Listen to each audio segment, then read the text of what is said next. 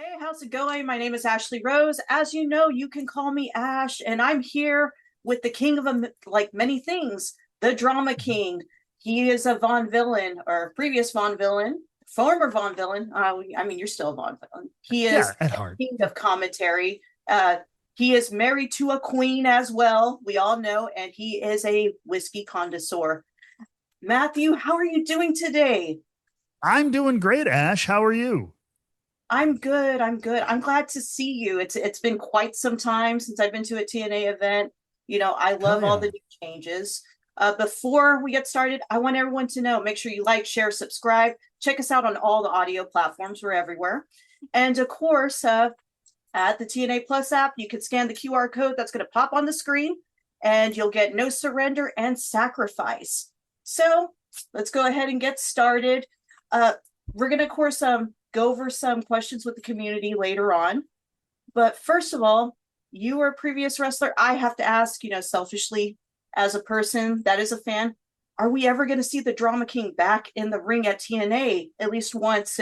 I mean, look, if there's one thing this business has taught any of us, right? Like, never say never. It's the cheesiest of all the cheesy, corny, cliche things to say.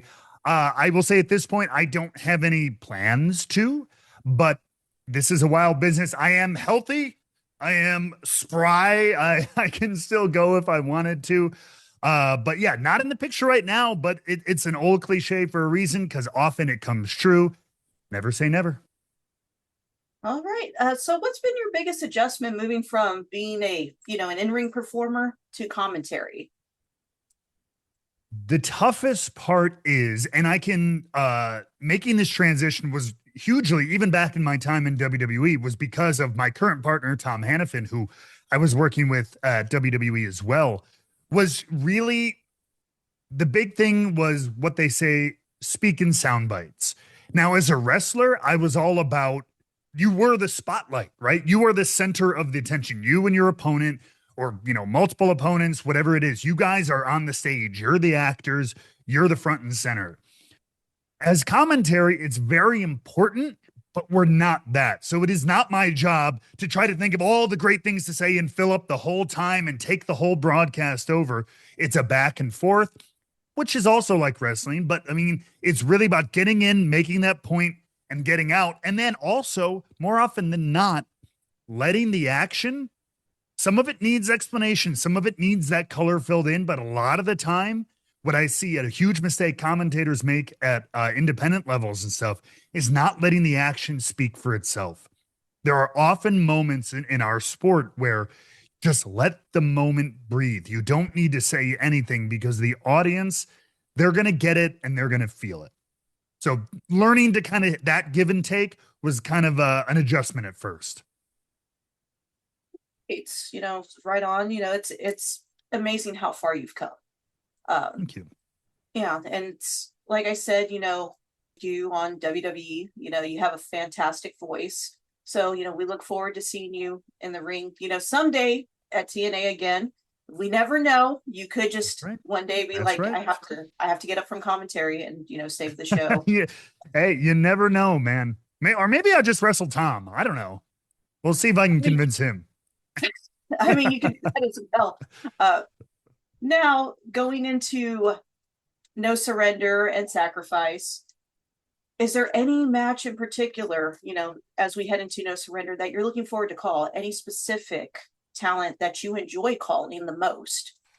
I mean, we have such a great roster, and obviously, more and more matches will get made as the weeks come along because we're not quite there. It's getting close. It's going to be on that Valentine's Day weekend. Great Valentine's Day gift, by the way, if you're in the Nashville area.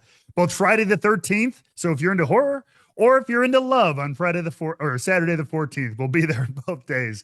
But honestly, I mean, anytime Mike Santana's out there, I mean, the passion not only of him, but of course of the audience, and just he brings, we call him the realist for a reason, and he brings that extra level of energy and X factor.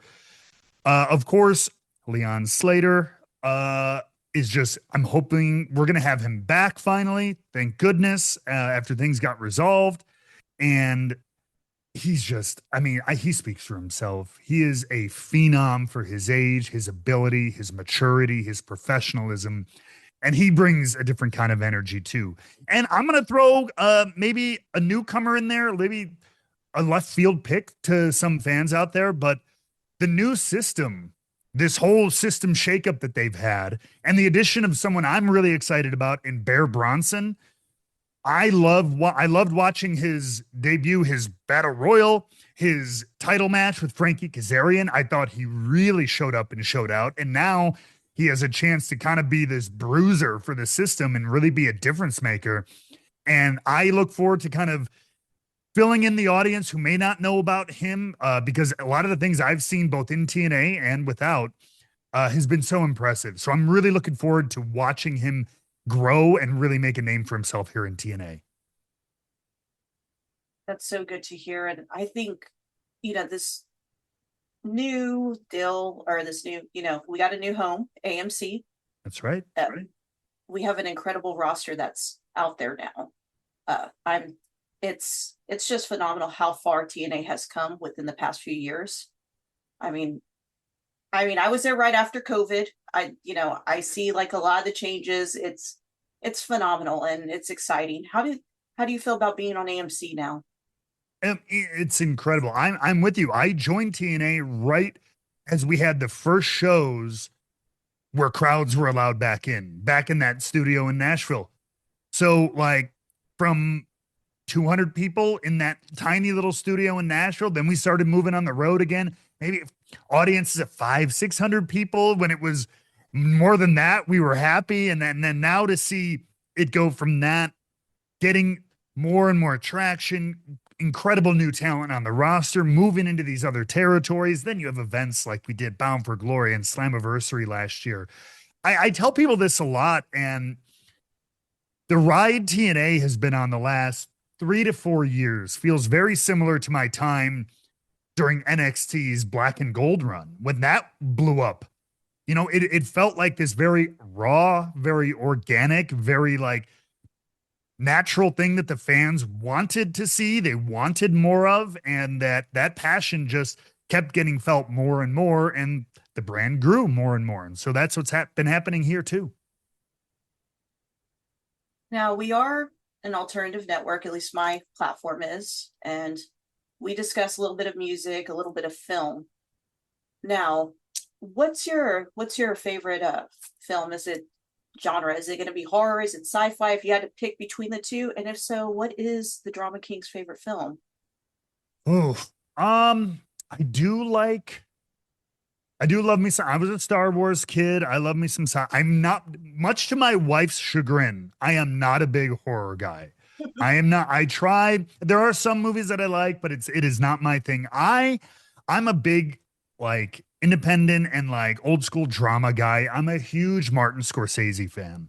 Oh, Um, if I had to pick my favorite movie, my default is Goodfellas, but there's so many different genres of film, and like it's such a mood based thing. You know what I mhm. mean? Sometimes I want the silliest, dumbest comedy. Other times I want the most depressing, non-happy ending drama like ever. It really just depends on my mood, but I'm a huge fan of Martin Scorsese and Paul Thomas Anderson in particular. So like those are two directors who like one just my favorite films like of all time. I usually go into their roster. I mean, those are good choices. Very solid, fantastic filmography, in my opinion. Hell yeah. Now, I want to go into some questions from the community because I Sure. always ask, hey, community, send me questions. But this time, interesting enough, the community wasn't really public with the questions. They were sending them to me directly. And I'm like, okay, I guess y'all don't want people to know what your questions are, but they'll be featured on the screen. So I could only pick a handful of them because it was quite overwhelming on all my social media. So Okay. first, there are a lot of questions you're going to love. I at least the ones I picked. So we're going to start with the basis of one of them. Well, first, hey, it's Lori. Very well known on social media. She's always interactive when it comes to pro wrestling. And she says, not a question, but please tell him that I love how far he's come and that the Von Villains will also have a special place in her heart forever. Oh, that's very, very kind. And I appreciate it very, very much. I take a lot of pride in my work. And so anytime when I hear people that resonates with anybody or they recognize that, I don't know, that makes my heart full. I figured it would, so I wanted to at least tell you that. Thank you. Sean from Detroit says, if you could have a whiskey brand sponsor you, which one it would be that you would choose? Also, what do you enjoy the most about announcing? Ooh, and Sean, I believe I've seen Sean in some of my chats as well. Shout out, Sean. Whiskey brands for a big nerd like me is also very like mood dependent. Sometimes I want something bold and cash strength. Something I want something quiet, floral, soft. But again, if I'm talking about like my go-to, something I rely on, a brand I really love, uh, the one I go with is a newer company. They've been around about 10, 15 years, but they've done some really cool things. Most people probably haven't heard of them. In the general public, they're called Bardstown Bourbon Company. They, from the very beginning, they've done things excellent with a great team down there. I've had the chance to visit them a number of times down in Bardstown, Kentucky. And so shout out to that team. They're continuing to raise the bar, to change the game, and to do things with a level of quality that I wish I would see more across the board. And then the thing I like most about announcing is I think as a wrestler, you're always jockeying for your position. Like, oh, I want to be here and I want to be fighting for this title. And you're so focused on like your match that night, right? And sometimes you'll get to see other things. And depending on where you are, you can finish up and watch the show. But you're always so laser focused on your business. What I love about announcing is that my business is everybody's business. The whole show, I've got to cover it from beginning to end, from the dark matches to the main events, the world title changes and everything like that. So I really get to experience, not only just as a person who loves the art of what we do, the whole show right up front, but then to have little touches of my personality, of my intention on every moment throughout TNA's recent history. Whenever I hear my voice on one of our video packages, right, hyping up a huge match, and I hear something that I said a couple weeks back, edited in dramatic fashion, shout out to Eric Tompkins and our team. It still resonates with me, gives me a little bit of those goosebumps and stuff. So just knowing I have, even if it's just a tiny bit of like little bit of everything we do, that fills me with a lot of joy. All right. MCAA Pro Wrestling wants to know who on the indies that the Drama King would recommend to TNA if you had a choice of doing a recommendation, I suppose. Sure. No, there is so much good talent out there. I remember even before he was here, I remember Casey Navarro was somebody who I was already talking to people about, like, absolutely. And the answer I'll give is not one anybody will be surprised by, I don't think, but Richard Holiday, a lot of people have talked about him. He's done some awesome work. You talk to Matt Cardona, he'll tell you all about it. I think he's setting himself apart. He's really making himself a standout star. And if there was anybody else, I got to give a tip of my hat to somebody I've worked with over in the UK, a man by the name of Charles Crowley. He is so creative, so like just hands-on with his character work. That's why we worked together so well. We were both such interesting, like artistic characters. I highly recommend everybody go check his stuff out. He's also just a wise thinker. He's a great worker, a very humble, like easy to work with. He's everything you want in a creative partner in pro wrestling. And I think I would love to see him in TNA at some point. Christian Brown says, not wrestling related, but do you have any recommendations for a budget friendly whiskey that goes with coffee? Ooh, coffee. That's a good one. Coffee is very acidic. The taste is very bitter. So you're going to want something it's a little bit softer, a little bit sweeter. I would go also you want something a little nuttier, I would go with Knob Creek. It's a bourbon. Usually it's a good age, it's a good price, and it has this really strong nutty note. That's a funny thing to say, nutty note, but I think that mixes with coffee really, really well. And it has this like soft, savory sweetness that I think would mix well in a coffee. And I have to feature AO because AO Productions, he's always out there supporting TNA. So Hell I yeah, have to I absolutely. have to Yeah. get I have to get him in. He wants to know, would you like to do something on the TNA Twitch account? Gaming. And also, what's your go-to video game right now? Sure. One I have. I did recently a couple months ago because we recently kind of brought the Twitch back into. We started putting some of the kickoff shows on Twitch as well as YouTube and stuff like that. And I did a stream of the Outer Worlds too, just to kind of test. I worked with our digital. I'm like, hey, can I just jump on there and let's just see how it goes? So the I've been told that the door is open to do that again. So I may do that again. But right now I am a looter shooter diehard. I'm stuck into the loop of them. I'm trying to play more single player games. I said I would, but I keep getting sucked back in to my online looter shooter loops. But I Destiny 2 has its hooks in me forever. I will probably never leave that one, but that and Warframe occupy about 80 hours a week of my time. That's an exaggeration, not real, but it feels like it sometimes. I love the action, I love the gameplay, I love the build crafting and all that stuff. So that's where I'm stuck in right now. All right, let's see. I mean, we have uh we have a question from Andrew C, but you've already answered it as far as who you would like to see get an opportunity at TNA. So just let Andrew know. Yeah, I got your question in, Yeah. kind of, into. Now, since we are an alternative network, wanted to get a couple questions from the community in. Just I had to pick a handful of them. What does the Drama King listen to? What kind of music do you like, Matt? Also, what's influenced your voice? Because you have an incredible voice, and I think sometimes people forget that you do. I forget that I do because I don't think I do. I can carry a tune, but I just told you I could sing long enough to where people believe me. Trust me. Listen to me and then listen to Josh Groban. You will notice a massive difference. But I'd like to think I can carry a tune. All that theater training did pay off a little bit.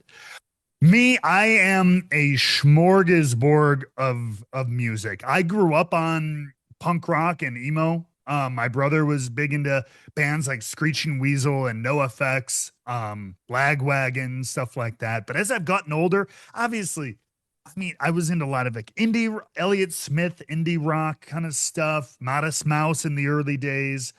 But then, I mean, I'm a theater kid. I will listen to show tunes and sing along as a way to keep myself awake on long drives home from shows or gigs or whatever. So I will just belt out show tunes. K-pop Demon Hunters has been at the top of my freaking uh Spotify playlist this year. So that just goes to show you. And then like this year too, like again, back to video games, but music, video game soundtracks. Claire Obscure Expedition 33 has some of the finest music I've heard in years for a game. So like it really just depends, but I am the definition of eclectic. And before I let you go, Matt, do you have anything you want to say to TNA Nation, TNA Faithful, Impact Faithful? Yes. Anything you want to say that's positive as well, just in general? Oh, I mean, of course, one wouldn't go anywhere without saying like just first and foremost, thank you to anyone who's ever attended a TNA show live or virtually or however you've seen it, watched a TNA show, bought a ticket, turned on Access TV for all those years, have joined us on AMC, signed up for TNA Plus, liked a tweet, responded to anything we've done. Thank you. Every teeny little bit of growth is because of you and how much you care about this, because that's how much we care about it too. So like just trust us, like let us cook You know what I mean? Like, I promise there's always some really cool things in the chamber. That's the unique thing about this wrestling business. 52 weeks back to back to back. No other form of entertainment does it this way. There ain't no season finale and then we're off for 6 months or anything like that. We keep on going. So stay with us, stick with us. Thank you for always being there. That's my message.